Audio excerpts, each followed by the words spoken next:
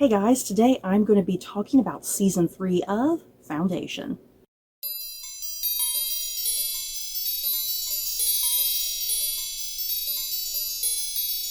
Season 3 of Foundation, you may be saying to yourself, you never even reviewed the first two seasons. And you would be correct in saying that. I don't think I have ever really talked about this show on my channel before. It's a show that I do really like, but there was just something about this third season, you guys. Something about this third season. I was like, I have to talk about it, hash out my feelings.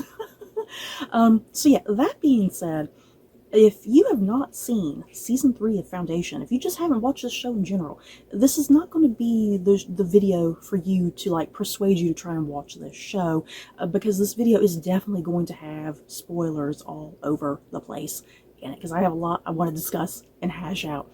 So yeah, this will be a full spoiler review on Season 3 of Foundation. Is anybody else going to watch this video? I may be sitting here just talking to myself. You know what? That's okay. I'm making this video for me. But if you have seen this show, please talk with me down below if you liked this season as much as I did, or maybe you didn't like it. If you didn't like it, that's okay. Share with me what you didn't like about this season. And yeah, before I do head into my thoughts and feelings on the show, I do need to make it very clear, I have never read these books by Isaac Asimov. I have never ever read them. So what I am reviewing is strictly what the show has presented me with. I'm not basing it or comparing it to the books at all. There are plenty of other channels out there that are probably, doing book to screen comparisons and, griping and complaining about changes. I don't know anything about any of that. Again, I am strictly reviewing what the show has given me. So yeah, let's get going with this incredible season of Foundation, you guys. Oh wow, what a brilliant, compelling season. I guess just a little bit of background with my feelings on this show, because I have never talked about this show before. Season 1, I had some complicated feelings for Season 1 because I've said this before. Science fiction, especially just really hard science fiction, is not my thing. And Season 1 was definitely like really hard science fiction, and I just had a hard time kind of understanding and following certain things going on in that first season. And there were a lot of plot elements and character elements I just didn't really like that much, other than like Lee Pace, I shall say. I loved Lee Pace and Jared Harris. That was about it. But then here comes Season 2, and I freaking loved Season 2, you guys, because I was just really indifferent to Season 1, and I wasn't expecting much of Season 2, but then I loved Season 2. So here comes Season 3, and I was like, I don't think this season is going to be able to top my love of Season 2. But boy, oh boy, Season 3 topped my love of Season 2. So, what's going on with this particular season? We have, yet again, another large time jump. We got some new characters, we got a fantastic new villain, and there is a lot at stake in this particular season, you guys. There's a lot at stake for the Foundation itself. There's a lot at stake for Empire. You could just really feel the noose tightening this season for like everybody, and like just all of these various, I think, different threads that have, things that have started since Season 1, technically. All of these threads are kind of finally coming together and making some sort of sense, and we're finally kind of reaching what, like what Harry Seldon back in Season 1 was kind of predicting certain types of things, and we've pretty much kind of officially reached that point, is my understanding. Everything in this season has finally just kind of culminated to everything we've been anticipating, and this season just went in some wild, insane directions, you guys. Like, seriously, the finale alone, I wish I could just easily sit here and just talk about the finale and that's it. Because that finale alone, I was shocked. And as always, this show is just a visual spectacle. Apple TV, whatever it's called, Apple TV Plus, I don't even know what it's officially called, but Apple TV is definitely giving this show the budget it deserves. I'm glad it's doing that, because this is a very hard science fiction show, and you have different worlds. You have all these various different, sci-fi elements, from technology and spaceships, Again, the locations, these different planets, these different peoples. Yeah, this show is always an absolute visual spectacle, and I'm glad Apple TV is giving this show the budget it deserves to look as incredible as it is. Now, I wish Apple TV would do better promoting this show, because I never see promotion for this show, you guys, and I'm on the internet all the time. I never see promotion for this show, and it's an absolute shame, because I feel like a lot of people are sleeping on this show when it could easily be your new favorite show. Seriously, if you love things like Game of Thrones, for instance, this is like Game of Thrones in space. You know, this is Game of Thrones in space, practically. You know, Game of Thrones in like the far, far future. You know, this show is a freaking masterpiece at times, with its brilliant plot and brilliant characters. And I just feel like people are sleeping on this show and bypassing it and not giving it a chance. And yeah, Apple TV is doing a very poor job of promoting this show. And this show needs to be nominated for award season. You know, it's always bypassed for award season, which is absolute shame. And again, just going back to the budget that Apple TV does give this show to make it this absolute gorgeous visual spectacle, because yeah, I mean, the special effects, you know, there's a lot of times I forget that I'm looking at something that's probably CGI. There's probably a lot of this show that is CGI, and I don't really even realize it. And yeah, the effects on this show are just so brilliant, and it really helps immerse you into this story, into the lives of these characters, and yeah, what's going on with Empire, what's going on with Foundation. Okay, so let's start off with everything that's, like, I guess, tied into Foundation itself. I'm going to save everything for Empire for last, because the entire last chunk of this video is probably going to be me just absolutely fangirling about Empire. I don't know what that says about me, seriously. Empire was my favorite aspect of this entire season. Empire is usually my favorite thing about this show. But yeah, let's start off with everything related to Foundation, if you will. Let me calm down. For once, I really loved everything going on with, like, Gail's character, because in previous seasons, everything dealing with Foundation, I've kind of been like, you know, that's nice and all, and I liked Gail, she was fine, and like I was really invested in, like, Harry Seldon, you know, and I do think things started picking up with Foundation in season 2, but yeah, in season 3, I found myself really being invested with everything going on with all the characters tied to Foundation. You know, yeah, starting with, like, Jared Harris really quickly, who plays Harry Seldon.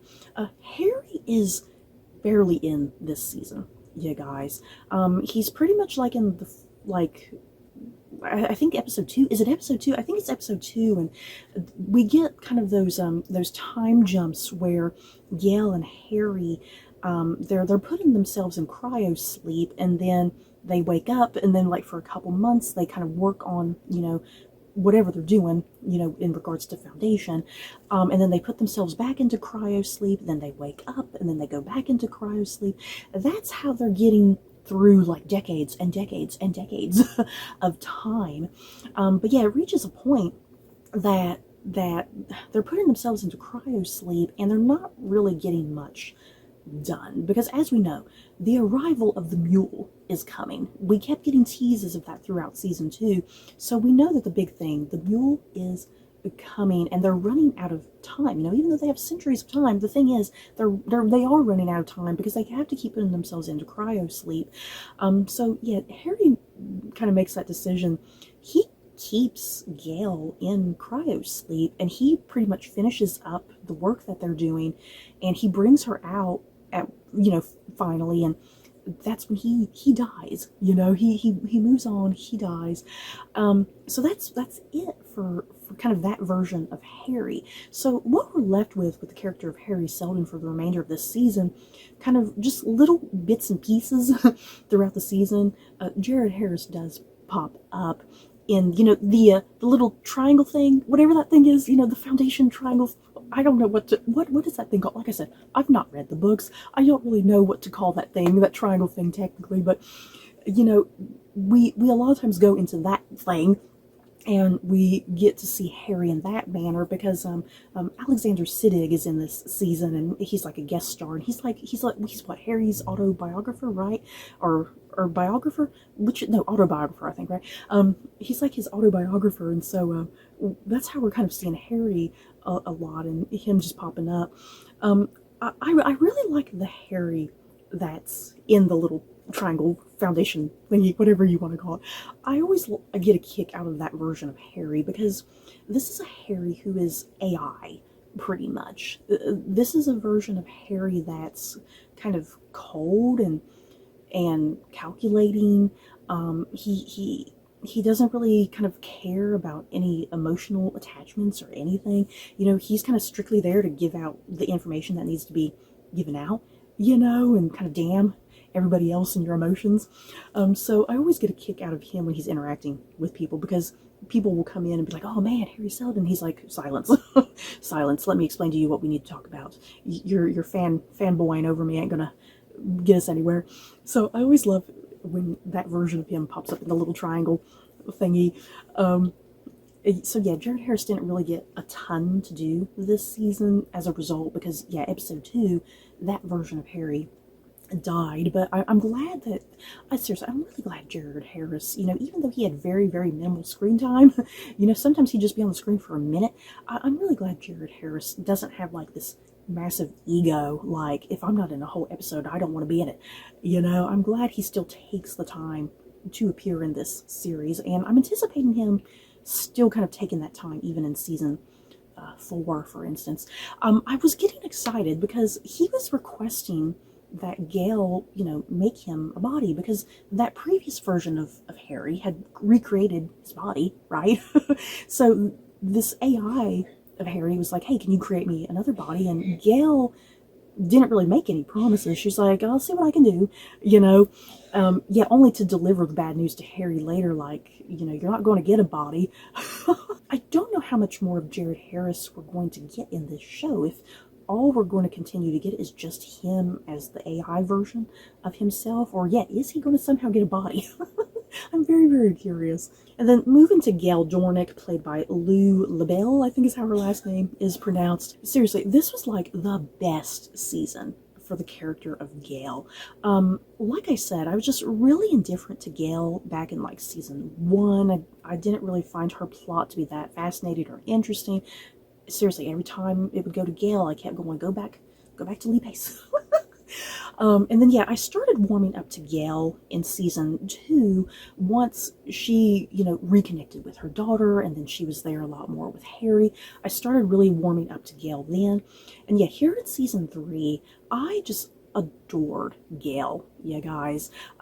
She was finally a character that I felt invested in, that I was rooting for. And I think Lou LaBelle has done a really terrific job playing with this character, because, you know, when we're first introduced to Gail, you know, Gail is really young and innocent and just, I think, really hopeful, and I think there's kind of even a timidness to her almost. And yeah, I think each season has progressed and she's gained confidence.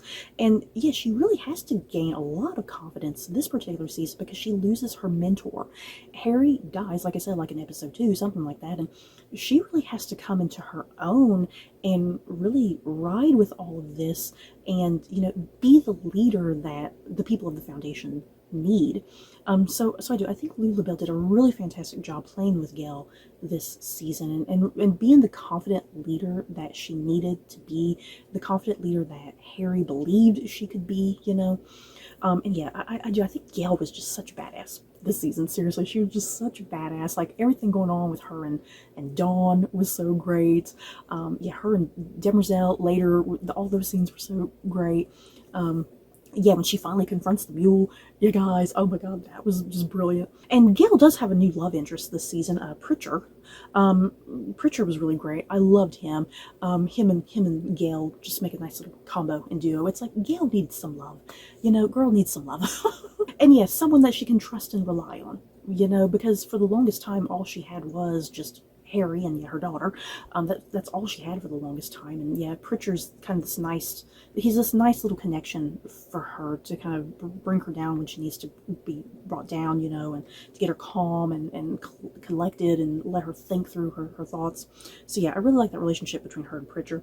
Yeah, let's move to the mule. Yeah, guys, because this entire season is all about the mule, played brilliantly and magnificently by Piliu Ozbek, I think is how his name is pronounced. I freaking loved the mule this season, you guys. Now, we're going to get to some of the twists and turns here in just a minute, because it's like, do I technically refer to him as the mule? I don't know what to refer to him now. But for right now, because that's the only name we were ever given for him, he was simply the mule. Seriously, Piliu Asbak, his performance was just simply top-notch and outstanding. The mule comes across effectively as like a space pirate. You know, he looks great in the costuming they got him in, with like that really dramatic red coat. Yeah, his overall look and design is fantastic.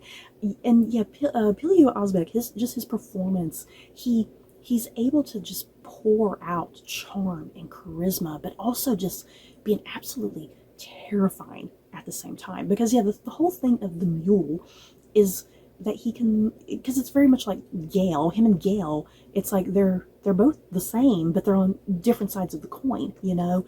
Gale is for team good and the mule is for team bad, but they both have very similar things in common. It's just their life directions have taken them different places, you know. So that's what makes them good foils with one another this entire season. But yeah, his big thing is that he can pretty much mind control people, is how I understood it. Just the thought of suggestion to make people do and succumb to any little thing he wanted. Like all the characters throughout the season who do succumb to him, they describe it as just this overwhelming feeling of love, you know, that they're just so devoted to him. They just love him. They're willing to do anything that he wants. And yet, if you side against him, you better watch out. Yes, there were just some grisly, gnarly scenes involving the mule where the people who were against him, you know, and he would just put them to death immediately. Oh, like the one guy, he forces him to like drown himself, you know. Oh, that was rough to watch. And then yeah, like even in the very first episode when the mule is first introduced, because we have a great guest appearance by Ralph Ineson when he's taken over that planet, and yeah, he forces Ralph Ineson to shoot himself like in the head. You know, he forces like that guy's entire army. You know, the entire army of people just wiped out. What a great introduction to the mule in general, you guys. Yeah, seriously, the mule was easily one of the most captivating characters this entire season, I think. And yeah, let's kind of lead into the next little group of characters, and then I'll kind of go back to the mule. So yeah, as far as some new characters are concerned this season, we get introduced to Torin and Beta. Yay. I love these two, okay? I can't express how much I love Torin and Beta. Played by Cody Fern and Synnøve Carlson. Yeah, I've seen Cody Fern in other things. I've really liked him in those things. And yes, Synnøve Carlson, I just love Synnøve Carlson. Seriously, go watch the Medici TV series. She's in the Medici TV series on Netflix, like that whole show is up. She is remarkable in that show. But yes, Synnøve Carlson and Cody Fern, Torin and Beta. When you're first introduced to Torin and Beta, I didn't know what to initially kind of expect with them, because they come across almost a little bit irritating because they're wealthy, they're privileged. Are they idiots? Are they stupid? But as all of this drama starts unfolding around them, you know, Torin and Beta start really they start taking things more seriously. They start taking more responsibility. And yeah, like Torin especially really starts coming into his own. And yeah, my understanding of Torin, he's related to Dimitri Leonidas's character back from season 2, correct? So I found that connection really nice. But yeah, can I just talk about, can I just gush about Torin for a quick hot minute? I love the costuming they put that man in, especially in the last couple, well, the last several episodes, because he's kind of stuck in the one same outfit for the last several episodes. He's wearing like that all black get up, and he has like that, it's like a diamond shape that's cut out in his chest, and like the diamond shape like cut out in the back of his outfit. Seriously, I have to applaud the costume designer on Torrent's outfit alone this season because it was just great. I loved it. Seriously, some nice eye candy for me this season. But yeah, I love Torrid and Beta. I love their relationship and bond with one another.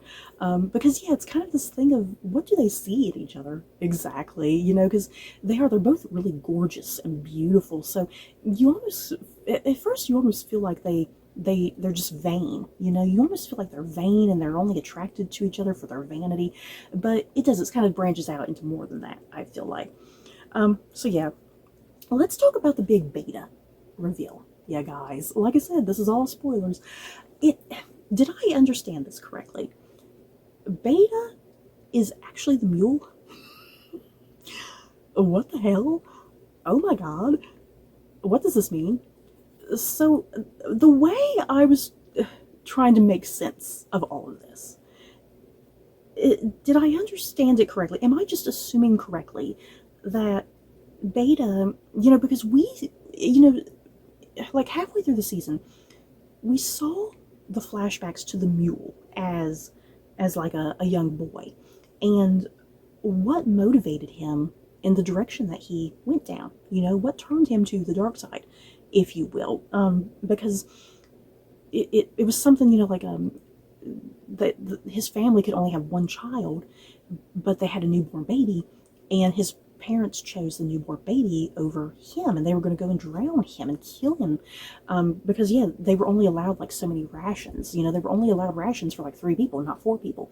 So that's what really motivated him to like take down the Foundation, because that was something that was put down by Foundation.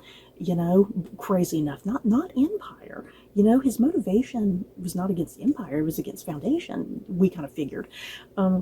So those flashbacks we got showed him as a young boy, but then in the finale, we got a flipped perspective of that, and we saw now a young girl who, like I said, because we get the reveal that Beta is actually the mule. So instead of a young boy, now we see a young girl there who's about to get drowned. So is it supposed to be that Beta, she has powers very much like what the mule has, what Gale has. She's able to control and manipulate people. She's able to put whatever thought she wants in people's head. So is that what she did to the mule, you know, the guy who we thought was the mule the whole time? Is that what she did to him, that she had been controlling and manipulating him this entire time, making him think he's in control, in reality he's not, and yet even giving him false memories? You know, was that a whole thing? Was that false memories that she implanted into him to make him feel like he had this big, dark, dramatic backstory that in reality he didn't really have, because in reality it's her deep, dark, traumatic backstory, you know? And yeah, once again, Gale is trying to spend the entire season trying to get multiple steps ahead of the mule, because of his gifts and powers, you have to be steps ahead of him. So Gale is constantly trying to get steps ahead of him. So yeah, what we kind of, I guess, get by the very end with that Beta reveal, that Gale thinks she finally got ahead of the mule, but in reality, Beta has been steps and steps ahead from the very beginning.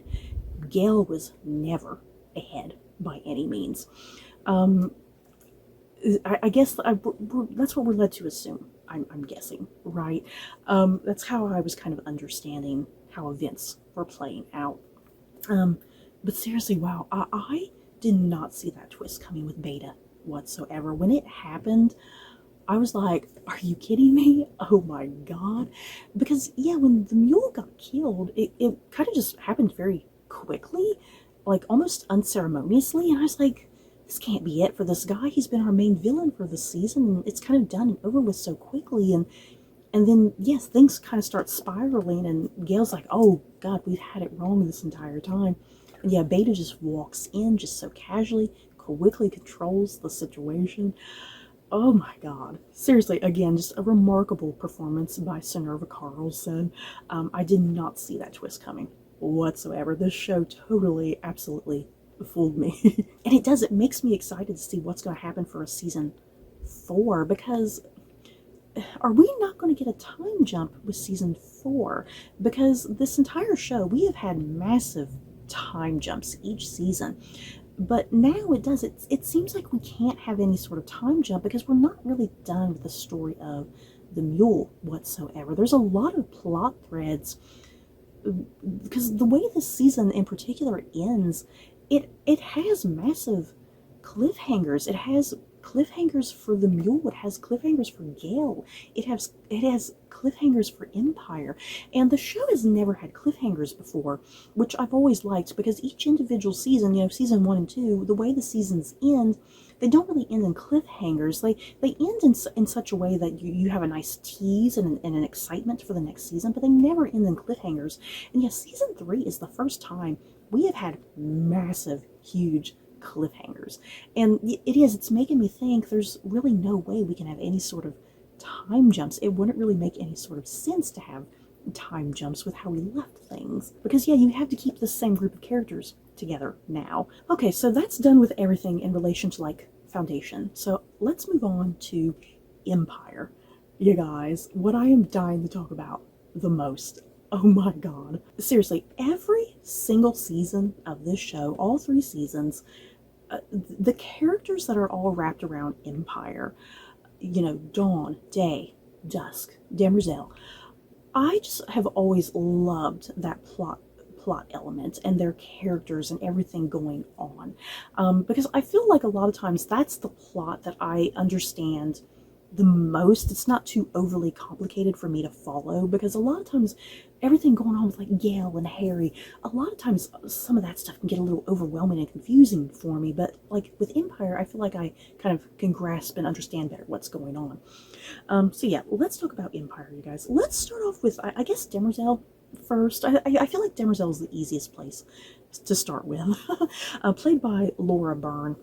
Seriously, Laura Byrne does such a good job with this character, because the character is a robot, essentially, and with that, she can't really have too much emotion. She can't display too much emotion in some ways, but she's able to convey so much with so little at times, and I just love her performance. She's very consistent with her performance.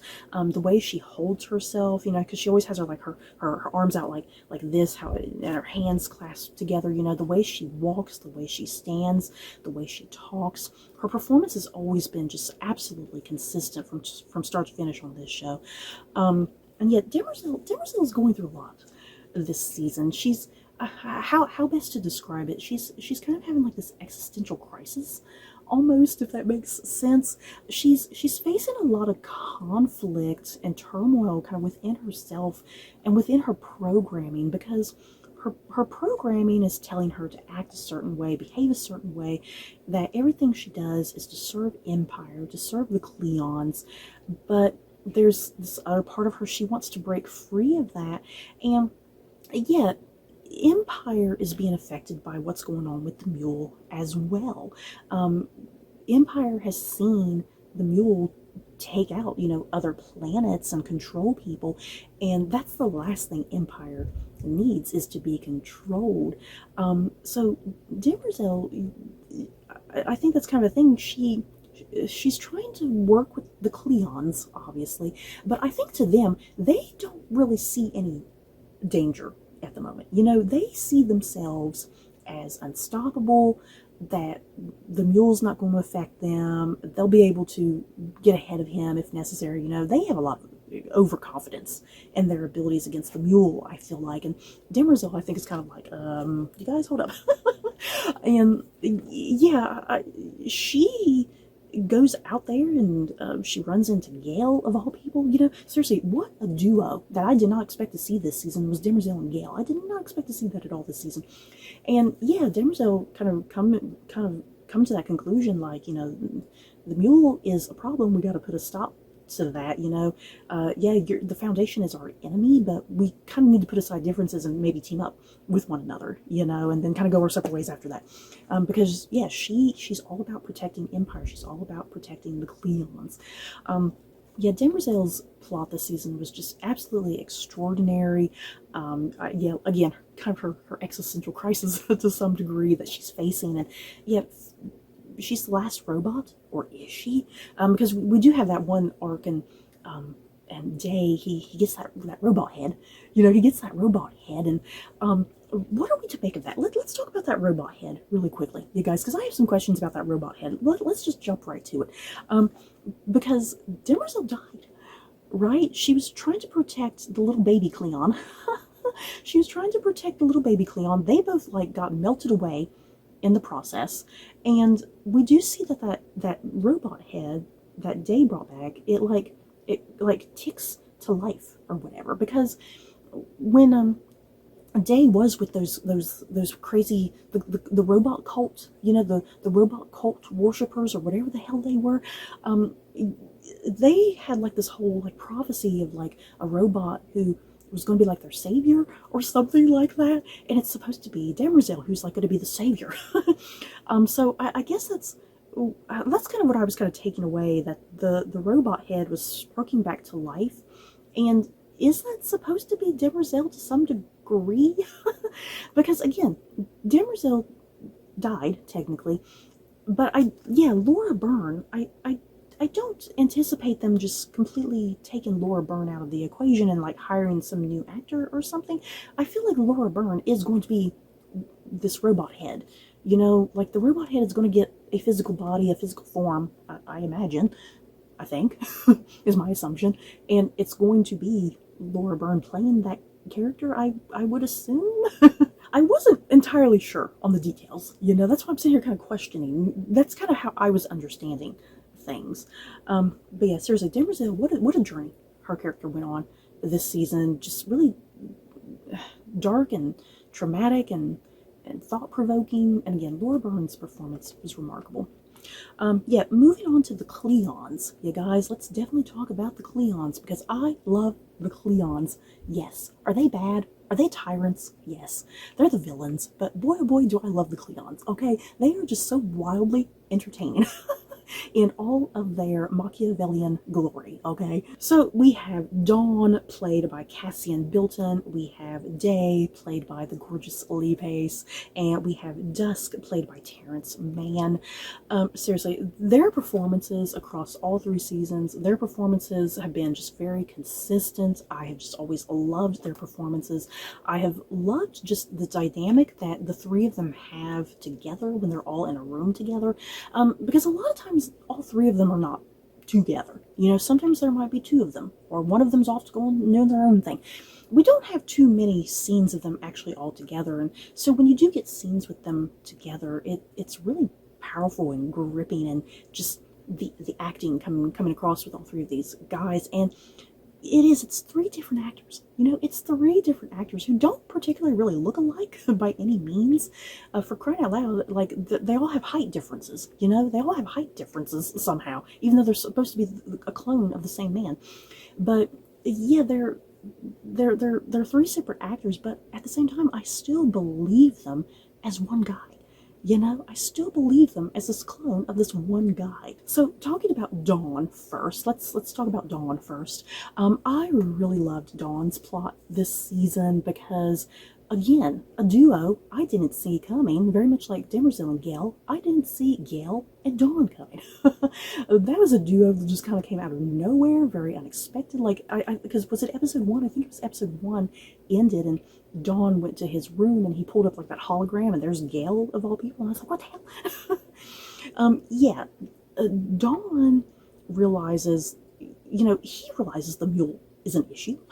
He realizes the mule's an issue because, yeah, Day in the meantime has no interest in anything. He is technically Empire. He's the one in charge, but he's not doing anything. So Dawn is taking it upon himself, hey, I'm going to take charge because I am going to become the new Day here in a couple days or so, or a couple weeks. I can't remember how long it's supposed to be, but yeah, Dawn is supposed to become the new Day. that's kind of the big setup of this entire season. Dawn is becoming day, day is becoming dusk, and dusk is becoming, what do they call it, like Brother Darkness, he's going to disappear into beyond. He's going to his death, essentially. So, yeah, Dawn really sees the issue of the mule. He wants to put a stop to it, do something, and he realizes he needs to unite with Foundation. He needs to unite with Gale, of all people. And yeah, him and Gale, I love that back and forth dynamic with them this season. It's like there's a little chemistry there. You guys, did anybody else see it? I saw a little bit of chemistry there. I kind of was into it. Yeah, Dawn, he was in the front half of the season, I think, quite a lot. Like, a lot. And then all of a sudden, you think he's dead. Because he, like, floats out into space. And then, I love that the next time you see him, thank God, he's alive. But he can't really use his legs because his suit was, like, using up his energy to keep him warm. So, as a result, his legs kind of got burnt out and fried out. So we don't really know what happens to Dawn at the end of the season. The season ended. It's like we saw kind of what happened to a lot of people, but Dawn is still in the clutches of the mule, you guys, who now we know is Beta. Oh my God.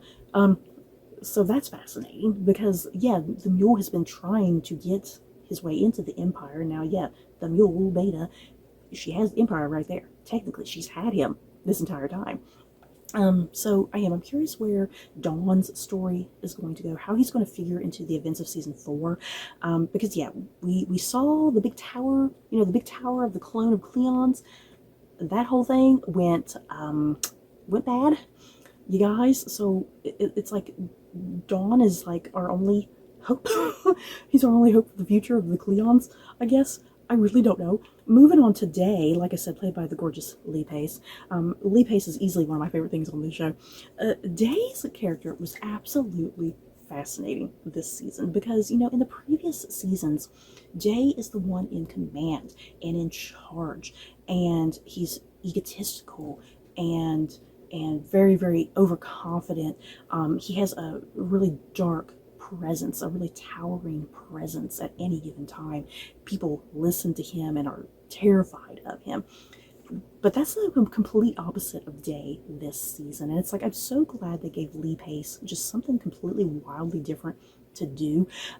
Because Day, I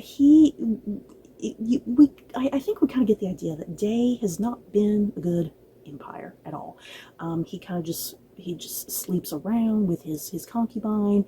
He has like a whole garden of just a bunch of animals. He likes to sleep, drink, take drugs. He has no interest in ruling whatsoever. So it's like you kind of get the idea that Dawn and Dusk have kind of been doing the majority of the ruling.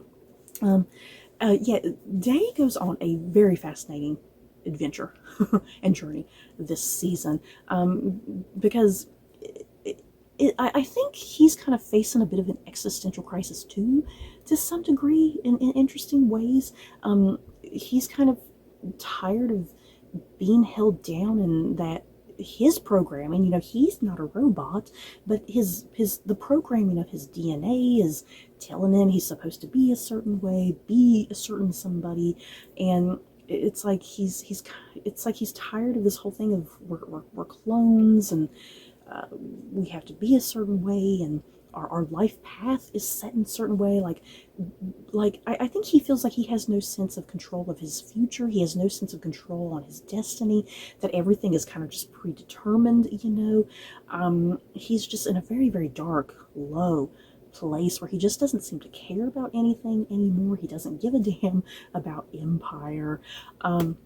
And yeah, he goes on this just interesting journey because when he's trying to go back to his concubine, and yeah, that's when he runs into the whole thing of the robot cult worshippers or whatever they are, and he realizes the importance of Demerzel. Seriously, that I definitely gotta highlight Lee Pace's performance in just the finale alone, when he brings the robot head back to Demerzel and he's showing it to her, and he lays his head in her lap, and he's a child again.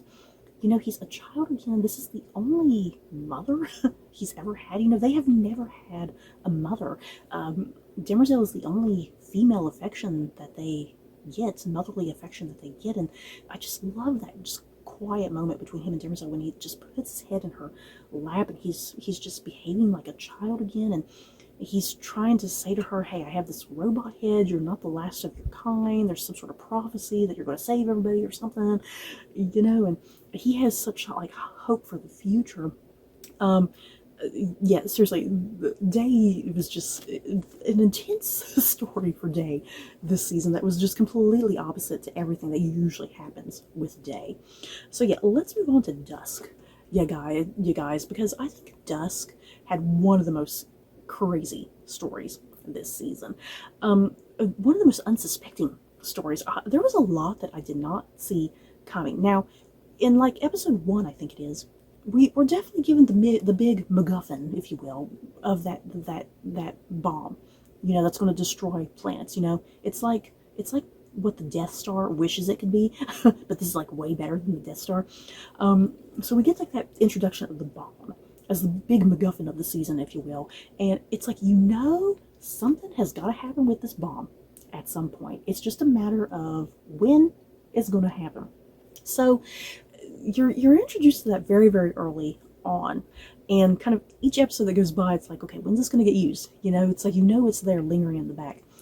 Yet Dusk's character this season, he's going to move on to be Brother Darkness. He's facing his impending death, essentially. He's forced to die. And that's kind of the tragedy of the Cleons. They don't get to just die normally, unless, they're shot or poisoned or they face some sort of accident. That's the only way they're going to kind of just die unnaturally like that. But yeah, they have, what are they, the little nanotechnology or whatever that prevents them from getting injured, so as long as they have that, they can't get injured.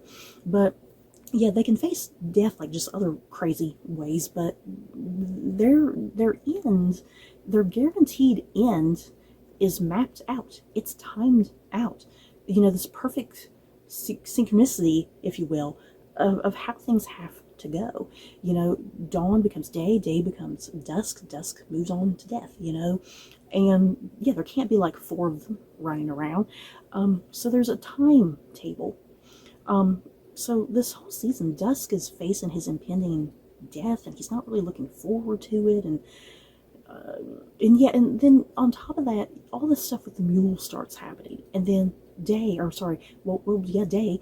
disappears, Dawn disappears. Here's Dusk, who all of a sudden he has to take charge, and he kind of really relishes that, like, oh god, what's wrong with my brothers? They're idiots, they're imbeciles, I'm the only rational one here, But that quickly just, it goes to some dark places very quickly. It escalates so quickly, you guys. Yeah, it's like we're waiting all season for that bomb to go off, and just, yeah, in the penultimate episode 9, because the mule is trying to take over Empire, and all those, I guess they're traitors, the traitors from other planets and whatnot, or the leaders or whatever, they're all trying to be like, okay, let's hand over Empire. That's the best option and scenario we have right now. Let's hand over Empire. But of course, Dusk is like, no, you are not doing that. You're not just walking all over Empire. So that's when he pulls out the bomb, you guys, and he blows up those 3 planets in quick succession. And it's just one of those moments of TV like, wow, oh my god, I cannot believe this just happened. And yeah, to top it off, after Dusk does do that, and the leaders from those planets, they're weeping. They are weeping on the floor in like shock and in terror, like, what has this guy just done? And I love just how it all kind of comes to a little conclusion right there. And Dusk, he ends the whole thing like, don't fuck with Empire. And it's one of those moments like, bravo. But then you start thinking about it like, oh my god, this man just committed genocide. He just committed genocide on 3 planets. And it's like, it's just one of those moments. It's like, it's kind of oddly like badass, like, oh my god, but then, yeah, when you really think about the reality of what just happened, it's like, oh, this is disgusting, this is so disturbing. But yeah, from that point on, yeah, Dusk goes quickly down here into just crazy town, you guys. So yeah, going into the finale with Dusk, because again, he doesn't want to die. You know, this whole season, he does not want to die. He's not prepared to die. And again, he doesn't know what's happened to Day and Dawn, and he just snaps, you guys. Dusk just completely snaps. He takes out the tower, the big tower of the clones, you guys, and I have just never seen anything so graphic and so bloody as the collapse of that tower and the bodies of all the Cleons, you guys, because they explode. The bodies explode, and there's just body parts everywhere. There's blood everywhere. There's guts and gore everywhere, you guys. Oh my god, it was disgusting. But seriously, the art department who put all this together, amazing job, you guys, because it looked real and it was so disturbing and graphic. Yeah, that tower of the clones, it just completely is demolished. He wipes out everything. You guys, it's like, what are we heading into in a season 4 exactly? Because on top of that, then he proceeds to kill Day. You guys, Lee Pace returns, Day returns, and he sees that all hell has broke loose and Dusk has just completely snapped. And yeah, he took out his little nanotechnology or whatever. He took all that out earlier in the season, so Demerzel couldn't track him. So he's exposed now to injury, and Dusk knows that and proceeds to shoot Day and kills Day, you guys.